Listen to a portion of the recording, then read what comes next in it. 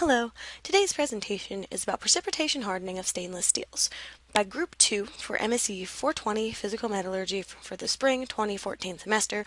The purpose of this presentation is to provide an overview of the different aspects of precipitation hardening of stainless steels, from the processing to some common stainless steels to the microstructures, formation to properties, and into areas like pros and cons research as well. So let's get started. Four of the most common types of precipitation hardening stainless steel are 17.4 pH, 17.7 pH, 15.5 pH, and pH 13.8 molybdenum alloy. The designation of the two numbers actually does have meaning for certain alloying percentages. This first number, as in 17 and 17.4, is for the chromium percentage, and the second is for the nickel percentage. There are additional alloying elements on this table, as you can see, in addition to the standard alloying elements that you'd see in any stainless steel. So the 17.4 and the 15.5 also have copper and niobium, while the 17.7 has aluminum, and the 13.8 has molybdenum, aluminum, and nitrogen. The basic processing for precipitation hardening occurs through three steps. The first is solutionizing. And this occurs in some sort of solution bath, and it would happen between 830 and 1065 C. And this is done in order to achieve a supersaturated solid solution with all of the alloying elements. Next is cooling. It's either done by quenching or by air cooling, but it is always done quickly in order to maintain the supersaturation and to achieve a desired amount of martensite. Usually the steel will be received from the supplier in this state, as it is still shapeable, whereas after the precipitation hardening heat treatment, which is the last step, the shape will not be able to be changed much after that. So then the last step of the precipitation hardening heat treatment occurs between 480 and 620 C, and the temperature will actually be determined by the minimum tensile strength that's desired in the final piece, and also by the alloy that's being used. This final step is what actually causes the precipitates that will harden the steel to form, and this happens through the diffusion process at this particular temperature.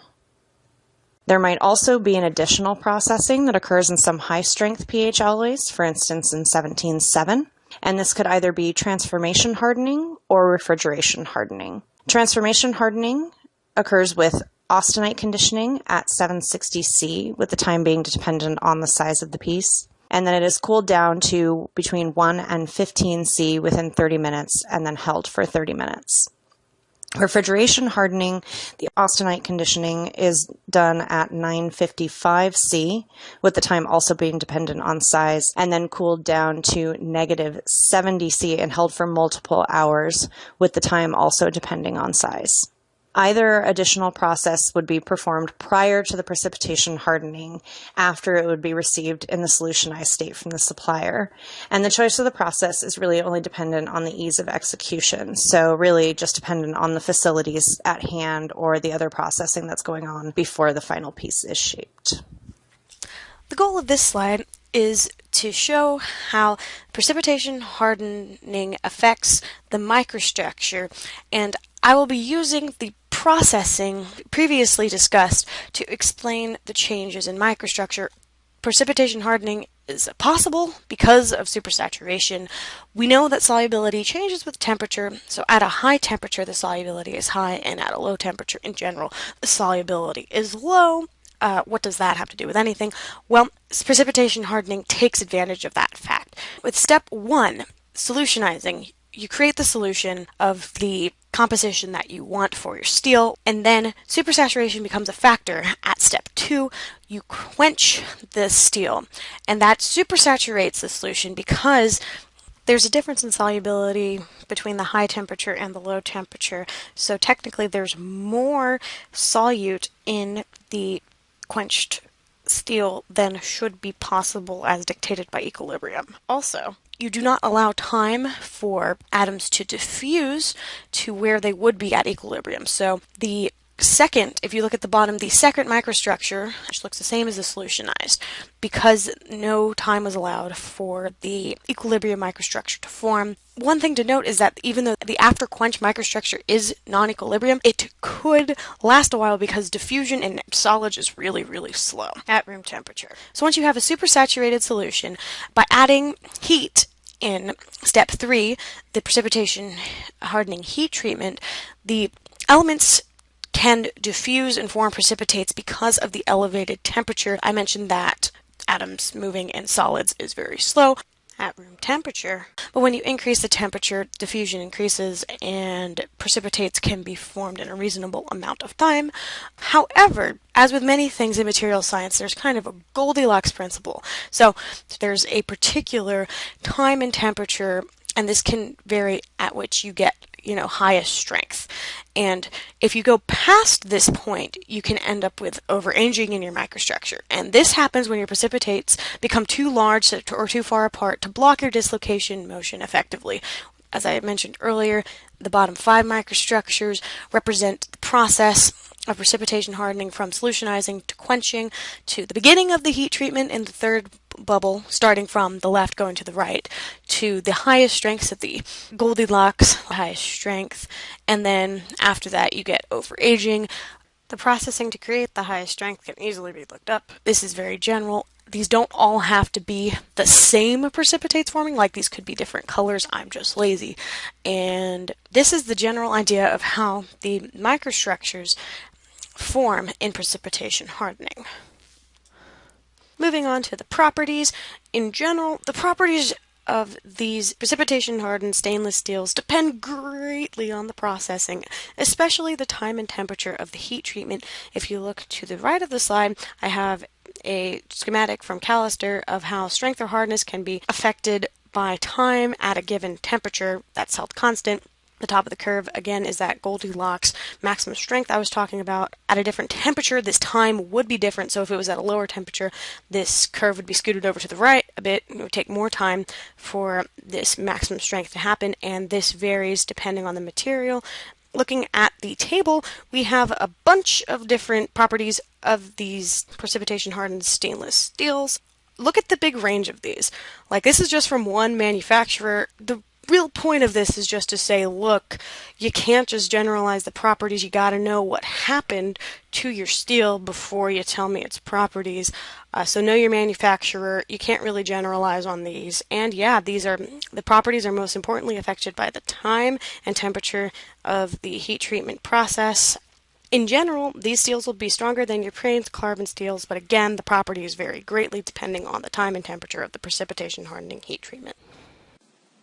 The precipitation hardened steels have a good combination of properties such as a good ductility, good tenacity, but especially strength and corrosion resistance make these alloys widely used in environments where it is required some of their properties such as corrosion resistance.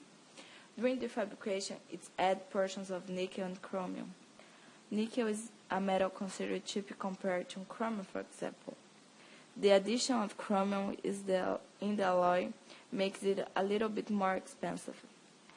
One of their advantages is these alloys are machined or forgeable before the heat treatment, because it's easier to mold. After that is done a solubilization and age hardening process, giving the material their good properties. This procedure avoids the unnecessary loss of material, making it cheaper.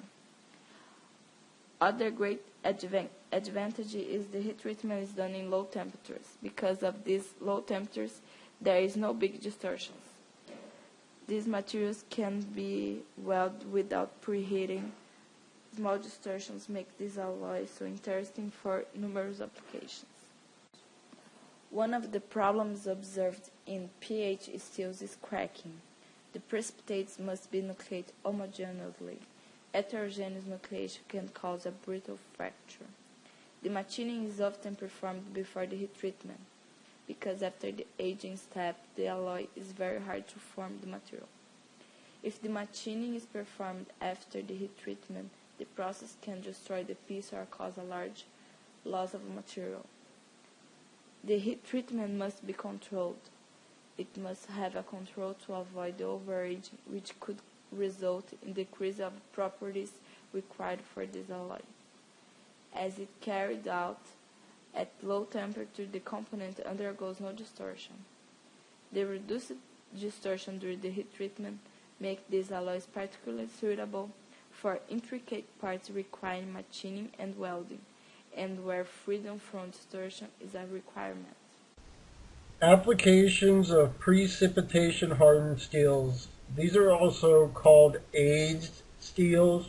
Some of the most commonly used applications are in the home industry, specifically cutlery or knives, sinks, saucepans, any type of skillets, razors. Another industry is the medical industry, specifically MRI scanners, scalpels, and other medical instruments. And also in the brewing beer industry, vats, tanks, and fermenters all these items are made from aged stainless steel, which is a form of precipitated hardened steel. Another factor of precipitation hardness steels is the cost of production of steel. The average cost of production of steel is anywhere between $600 to $700 per ton. This also changes based on the geographical area around the world. In America, it's usually $620 to $675 a ton.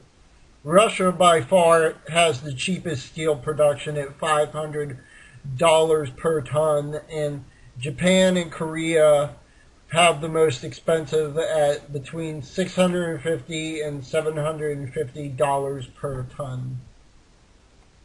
Some of the current areas of research in precipitation hardness steels are in the area of corrosion, specifically involving plasma nitriding. This forms a thin layer of nitride on the surface and serves to protect the steel from corrosion. Another study is on oxidation behavior. This involves oxidation mechanisms and kinetics. This helps to reinforce application for what you want to use your steel for. Specifically, if you want it to be exposed to water, you would want to know how the material oxidizes in that type of environment as opposed to like a wind or heavy snow environment.